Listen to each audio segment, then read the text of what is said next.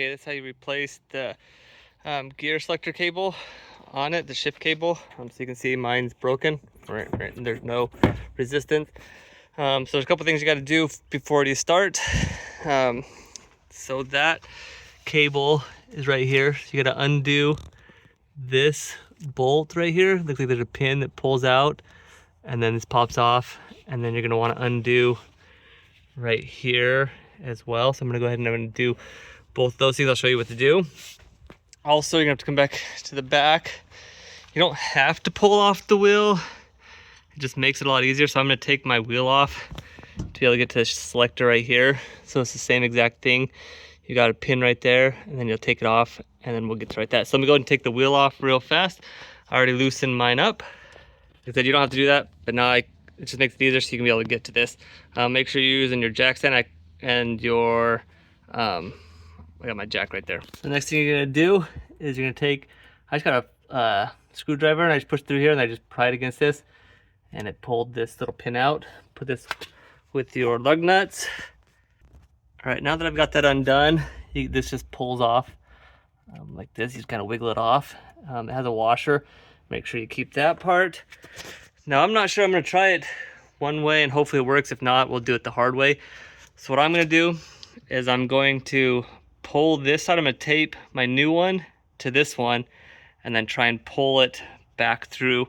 I think it's gonna be easier to pull it this direction actually. So I'm gonna go undo the other one. I'm gonna give it a little test pull and see if it starts coming this way. Before I get going on that though, I'm gonna come in, I'm gonna undo the same one. I'm gonna do the same thing. I'm gonna go like this and just pry it up. Make sure you don't lose this. So it's gonna take two hands. I'm gonna put this in through here and then start prying on a little bit and then it pops out. The pin out, now same thing. You've got a washer right there, put it aside. And this thing just slides off. Like I said. And then, so now this part's undone. Now I gotta undo these two retention screws. So the easiest way for me to get through it was to come in through here, bring my hand in through here, and then go like this to get the wrench head on there. So you're gonna take it and loosen it up. Once you get it kind of loose, you should be able to loosen it with your hand. If not, you'll be doing this for a little while. This is a 19 millimeter wrench is what it is. So let me go ahead and get that piece taken off real fast. See if it'll pull out now. It's not quite loose enough. There we go. Get it with my hand. So then this piece should just wiggle out of there. That's a little bit hard with one hand. Let me go ahead and get it with my other hand real fast. Okay, so I took this little bit of working, a little bit of pushing on to get it out of there. But you can see it came out of this little bracket. So what I'm gonna do is I'm gonna give it a pull and see if it goes down the other side, see how easy it comes through. So you can see there's a little gap right there between this bolt and the top of that bracket.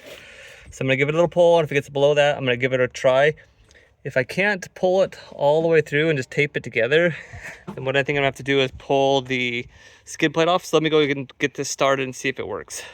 Okay, I gave it a pull and it disappeared down in there. So I'm gonna tape mine onto this.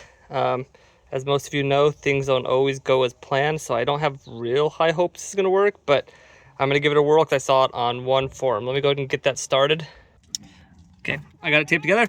I'm gonna go ahead and give this a try. Worst case scenario, I have to take the whole skid plate off anyway, so it's not gonna hurt anything. If it ends up falling off in there or anything, maybe I could have taped it better if it does fall off, but I'm gonna give it a try.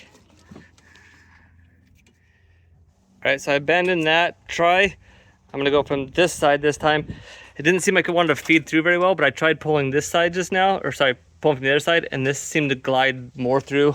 I don't know if there's some obstacles that I'm hitting that are down in here. So anyways, you can see how easy this is pulling through.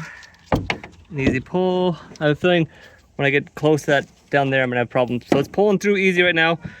There we go. I got snagged for the first time right there. Let's see where I'm hitting.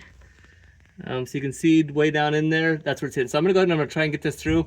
I'm not gonna film it because it's gonna take some effort, I think, and I only have one hand working with right now. So I'm gonna go ahead and get this going, see if I can pull this through, and I'll let you know how it goes on the other side. Okay, so my next idea, I got it in there a little bit farther. It's still stuck. So I'm gonna go ahead and take these floorboards out right here, and I bet that frees it up so I can see exactly what's going on right here. I think it's caught up. I can see the new wire right there. So it's caught up right in here. Taking that floorboards out I was gonna help, so I'm gonna go ahead and take all these screws out and pull that off. All my screws are out. Now let's go ahead and pull this up. Got to kind of wiggle just a teeny little bit. All right, so there we go. There's my new one. So you can see where I'm kind of getting hung up on it. So I'm just gonna feed this through. I might have somebody come and help me grab this to get it all the way through. So that makes it a lot easier to take this piece off without having to do the hassle or guesswork on it. So here we go. We got this right here. All right, so it's still kind of hung up a little bit. I'm gonna go have somebody else pull on this. If you're by yourself, it's gonna just take a little bit of work. You can see it on the other side. You can see it right there.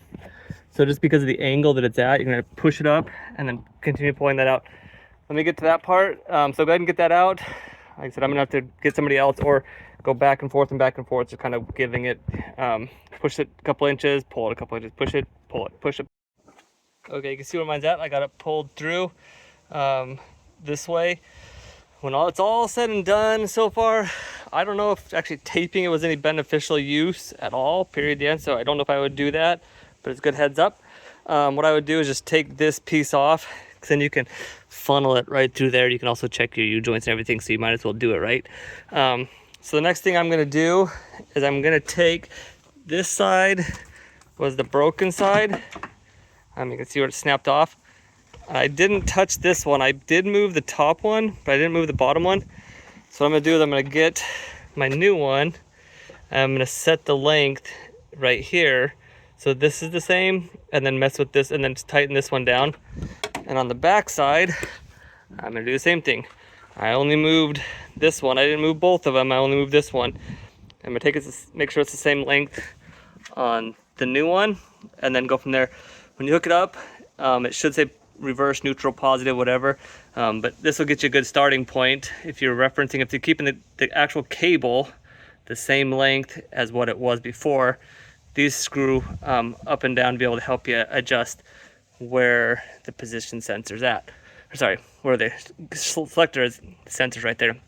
So I'm gonna go ahead, I'm gonna measure that, and I'm gonna get it put in. So when you put this back in, I'm gonna measure this, and then you're gonna push this down, and you're gonna get it set back into that little bracket, and then you're gonna hook it up to wherever that little piece was at. The gear selector's up here. So let me go ahead, I'm gonna set my length, and then I'll show you what to do in the next step. So if you buy non-OEM, there's one thing you have to do. You have to grind down the threads. You can see I ground it down a little bit. You can see that little spot right there. The reason why is because to fit in that bracket down there, you've got to have the flat spots. The OEM ones, I didn't realize it. Let me get you. So see how it's like this and it's flat on one side? That's so it can slide into those brackets. I guess not on one side, it's on both sides. Sorry, it's twisting on me. So it's on both sides. So you're gonna have to, if it's non-OEM, you're gonna have to do that. So I had to grind down both sides in order to get it to fit in. So I got it in this back one. So I ground it down a little bit and just give it a little tap with the hammer. So now I'm gonna get the front one in. Same thing, I'm gonna give it a little tap with the hammer, and then we'll show you how to put the rest of it in. Okay, I got my shift linkage all set up, and then back over here as well. So you have to find where your neutral, reverse, and all that stuff is.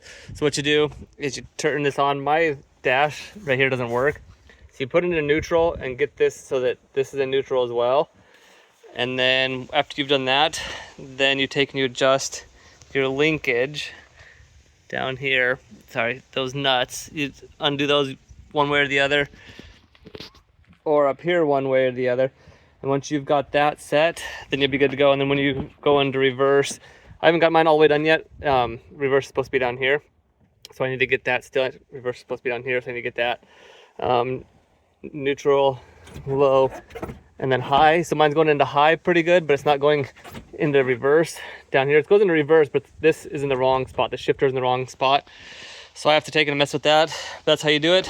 And once you've got all that done, and you figured it out, go ahead and put your new put your tire back on, put your lug nuts back on, and then let your jack down, and you should be good to go. If you have any questions, let me know.